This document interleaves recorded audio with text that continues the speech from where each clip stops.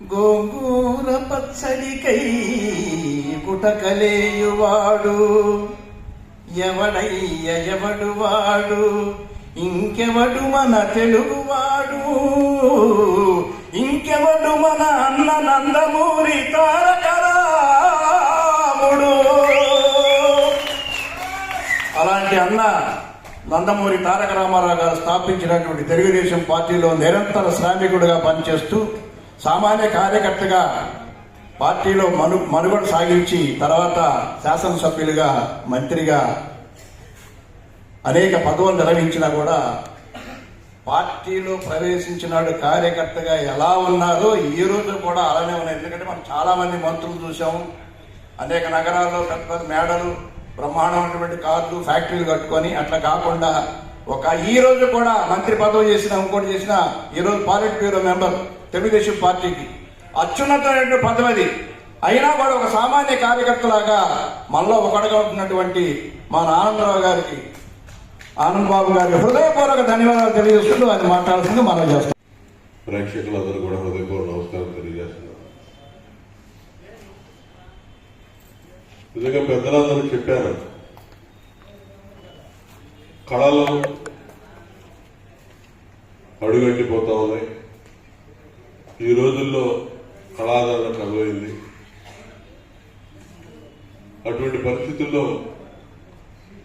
ఈ పౌరాణిక నాటికలు ప్రదర్శనకి ప్రజలు వస్తారా అని అనుకునే పరిస్థితి ప్రజల్లో ఉంది.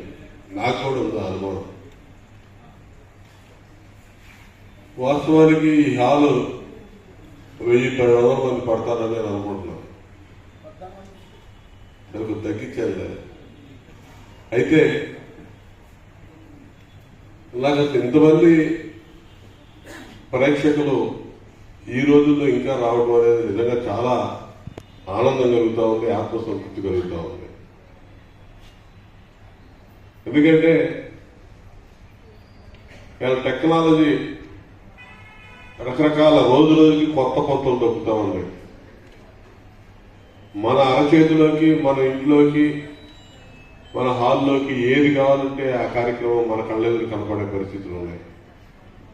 ఫోన్ ఆన్ చేస్తే ఏది కావాలంటే అది స్టేజ్ ఆర్టిస్ట్ సంబంధించినటువంటి ప్రోగ్రాం కావచ్చు, టీవీలో వచ్చేటటువంటి ప్రోగ్రామ్స్ కావచ్చు, సినిమాలు కావచ్చు, ఏ కార్యక్రమం కావాలంటే ఆ కార్యక్రమం. అన్ని అవకాశాలు, సదుపాయాలు ఉన్నా కూడా ప్రత్యేకంగా వెంకటేశ్వర విజ్ఞానాలయానికి నడిచొచ్చి ఇక్కడ కూర్చొని గంటలు ఈ నాటకాలు చూడటం అంటే నిజంగా మీకు ఈ నాటకాల మీద ఉన్న మక్కువకి మనందరూ కూడా మనస్ఫూర్తిగా అభినందనలు తెలియజేస్తాము. మీకుంటాం ఒక ఎత్తు, అసలు దీన్ని నడపడానికి, ఈ కార్యక్రమాలను ఏర్పాటు చేయడానికి ఎంతో వ్యయ ప్రయాసాలకు వచ్చి ప్రతి సంవత్సరం, ప్రతి ఏటా ఈ కార్యక్రమాలు నిర్వహిస్తున్నటువంటి మా సోదరుడు నలకా శ్రీనివాసరావు గారు అందరం కూడా మరీ అభినందించదగ్గటువంటి వ్యక్తి. ఆయన టీమ్ ఒక్కడితోటే ఏ పని సాధ్యం కాదు. ఆయన మొదలుపెట్టేటటువంటి కార్యక్రమానికి ఆయనతో సహకరించి ఆయన అడుగులు అడుగేసి నడుస్తున్నటువంటి ప్రతి ఒక్కరిని కూడా నేను అభినందిస్తా ఉన్నాను. ఖచ్చితంగా ఈ కార్యక్రమాలు రాబోయే రోజుల్లో కూడా ఇదే విధంగా కొనసాగిస్తారని కూడా నేను ఆశిస్తున్నాను. ఆ విధంగా వారికి అన్ని రకాలుగా ఆ భగవంతుడు అవకాశం ఇవ్వాలని చెప్పి మనస్ఫూర్తిగా నేను కోరుకుంటున్నాను. ఎందుకంటే గతంలో నేను చిన్నతనంలో చూసేవాడిని, ఈ సత్యహరిశ్చంద్ర కానీ, లేకపోతే చింతామణి కానీ రకరకాల ప్రోగ్రామ్స్ పోటీగా నడుస్తూ ఉండేది. వెంకటేశ్వర విద్యాలయంలో నడుస్తూ ఉంటే పక్కన ఏకాదండ పంతుల హాల్లో ఒకటి, ఇక్కడ ఓపెన్ థియేటర్లో ఒకటి, తండోపతండాలుగా వచ్చేవాళ్ళు, పోటీలు పడి జరుగుతూ ఉంటే పెద్ద ఆర్టిస్టులు ఉండేవాళ్ళు ఆ రోజుల్లో. మరి ఈ రోజు ఎవరున్నారు పేర్లు గుర్తులేదు, కానీ ఆ రోజున డివి సుబ్బారావు గారు, అదేవిధంగా కేవీ రెడ్డి గారు, చేమకుర్తి నాగేశ్వరరావు గారు, బండారు రామారావు గారు, అనేక మంది, కొన్ని పేర్లు మర్చిపోయారు, గుర్తుండకపోవచ్చు. కానీ పెద్ద ఆర్టిస్టులు, సినిమా యాక్టర్ల కంటే వాళ్ళకి ఎక్కువ క్రేజ్ ఉండేది. నిజంగా సినిమా యాక్టర్ల కంటే ఎక్కువ క్రేజ్ ఉండేది. ఆ రోజులు అంత పోటీలు పడి నడుస్తూ ఉండేది. ఈ రోజున మరి తగ్గింది, కళాదరణ తగ్గింది. మేమైతే తెలుగుదేశం పార్టీ నాయకులుగా తెలుగుదేశం పార్టీ స్థాపించినటువంటి ఎన్టీ రామారావు గారు ఒక నటుడు. నటుడు అంటే సినిమా నటుడు కంటే ముందు కూడా ఆయన స్టేజ్ ఆర్టిస్ట్. ఆయన కూడా గుంటూరు ఎస్సీ కాలేజ్ చదివేటప్పుడే స్టేజ్ ఆర్టిస్ట్ గా ఎన్నో వేషాలు ఆడి రక్తి కట్టించినటువంటి ఒక నటుడిగా మరి ఆయన స్థాపించినటువంటి పార్టీలో ఉన్నటువంటి కార్యకర్తలుగా నాయకులుగా చంద్రబాబు నాయుడు గారి నేతృత్వంలో కళాకారులకు అండగా ఈ పార్టీ ప్రభుత్వం ఉంటుందంటంలో ఎటువంటి సందేహం లేదు. ఇక తెలుగుదేశం పార్టీ తోడు మరో నటుడు పవన్ కళ్యాణ్ గారు కూడా కలిసాడు ఈరోజు. కాబట్టి కళాకారుల కింద లక్ష్మణ్ గారు చెప్పినట్టుగా గతంలో ఉన్నాయి కళలకు సంబంధించి నాటక అకాడమీ ఉంది, నృత్య అకాడమీ ఉంది, జానపద అకాడమీ ఉంది. దాదాపు 6-7 కళలకు సంబంధించినటువంటి అకాడమీలు కార్పొరేషన్లు ఈ ప్రభుత్వం ఏర్పాటు చేసింది.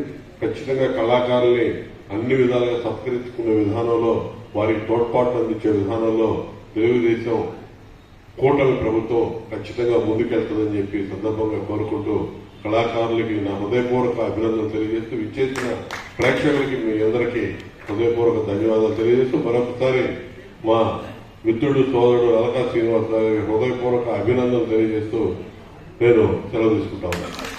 సభాధ్యక్షులు పెద్దలు లక్ష్మణరావు గారు, ఈనాటి కార్యక్రమానికి ముఖ్య అతిథిగా విచ్చేసినటువంటి మాజీ మంత్రివర్యులు వేమూరు శాసనసభ్యులైనటువంటి నక్కా ఆనందబాబు గారికి, మాజీ మార్కెట్ యార్డ్ చైర్మన్ గారైనటువంటి మన్నం సుబ్బారావు గారికి, అనిత గారికి, ప్రఫుల్ దేవదాస్ గారికి, కోటేశ్వరరావు గారికి, వేదిక ప్రయాసంగా పెద్దలందరికీ, మనందరినీ ఇక్కడ సమావేశపరచడానికి కారణభూతులైనటువంటి పెద్దలు నాల్కా శ్రీనివాసరావు గారికి, ఎంతో ఉత్సాహంతో ఈ కార్యక్రమాన్ని ప్రోత్సహించడానికి ఆనందించడానికి చేసినటువంటి మీ అందరూ కూడా నా యొక్క హృదయపూర్వకమైనటువంటి అభినందనలు తెలియజేసుకుంటా ఉన్నా.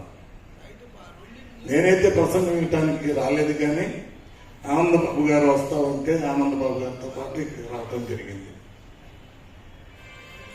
సరే, కొంత సమయం ఏదో ఒక నాటికి చూద్దామని చెప్పి ఎంతో ఆశతో ఇక్కడ రావడం జరిగింది.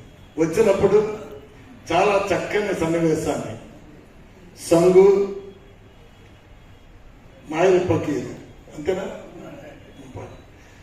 ఆ యొక్క సన్నివేశాన్ని చూసినప్పుడు నాకు నిజంగా చాలా ఆనందం వేసింది. ఇటువంటి కళారంగాన్ని అంతరించిపోతున్నటువంటి ఈ కళారంగాన్ని ప్రోత్సహించడంలో ఏదో రకంగా ఎన్ని ఇబ్బందులున్నా ఆ ఇబ్బందులను అధిగమించి కళాకారుల్ని కళారంగాన్ని ప్రోత్సహించడానికి మరి మొట్టమొదటి నుంచి కూడా నల్కా శ్రీనివాసరావు గారు దాదాపుగా 28 సంవత్సరాల నుంచి ఎన్ని ఇబ్బందులైనా కూడా మరి ఈ యొక్క కార్యక్రమాన్ని చేపట్టడం అనేది చాలా సంతోషకరమైనటువంటి విషయం. నేను 2-3 సంవత్సరాల క్రితం ఈ వేదిక మీదకి వచ్చినప్పుడు ఇదే లాస్ట్ సంవత్సరం 25 సంవత్సరాలు అయిపోయింది, ఇక నేను చేయలేను. ఎందుకంటే చాలా కష్టంగా ఉంది. ఒక నాటకాన్ని ఈ యొక్క పోటీలని మనం చేయాలనే యొక్క ఉద్దేశం ఉన్నప్పుడు కూడా దాన్ని ముందుకు తీసుకుపోవటంలో ఆర్థికపరమైనటువంటి ఇబ్బందులు కానీ ఇతర ఇబ్బందులు కానీ చాలా ఉన్నాయి. కానీ కష్టం అని చెప్పి చెప్పడం అనేది జరిగింది. అప్పుడు పక్కనే ఉన్నటువంటి ఆనందబాబు గారు, నల్కా శ్రీని గారు అన్నటువంటి మాటని విని నువ్వేమి ఆధారపడద్దు, నువ్వు ఏ విధంగా అయితే కళాకారులను ప్రోత్సహించాలనుకుంటున్నావో, నువ్వు ఏ కార్యక్రమాలు అయితే చేపట్టాలని చెప్పి అనుకుంటున్నావో తప్పకుండా ఆ కార్యక్రమాలను నువ్వు చేపట్టు, నీకు నేను అండగా ఉంటాను, నీకు ఎటువంటి ఇబ్బంది లేదు. నాతో పాటు తెలుగుదేశం పార్టీ కూడా ప్రతి ఒక్క కళాకారునికి అండగా నిలుస్తుందని చెప్పి ఆ రోజు ఆనందబాబు గారు చెప్పినటువంటి మాటల్ని నేను మర్చిపోలేను. అదేవిధంగా మరి 3 సంవత్సరాలు దాదాపుగా అంటే ఆ 25 సంవత్సరాలు ప్లస్ ఇప్పుడు 3 సంవత్సరాలు 28 సంవత్సరాలుగా నల్కా శ్రీనివాసరావు గారు ఈ యొక్క కార్యక్రమాన్ని చేపట్టడం అనేది జరిగింది. అంతేకాకుండా ఆయనకి కళాకారుల మీద చాలా ప్రేమ.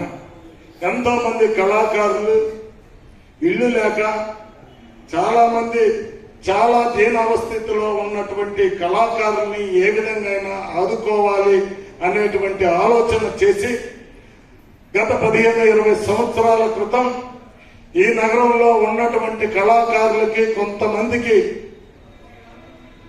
ఇల్లు కట్టుకోవటానికి అవకాశం కల్పించినటువంటి నాయకుడు నలకా శ్రీనివాసరావు గారు అని చెప్పి కూడా ఈ సందర్భంగా మీకు అందరూ గుర్తు చేస్తా ఉన్నాను.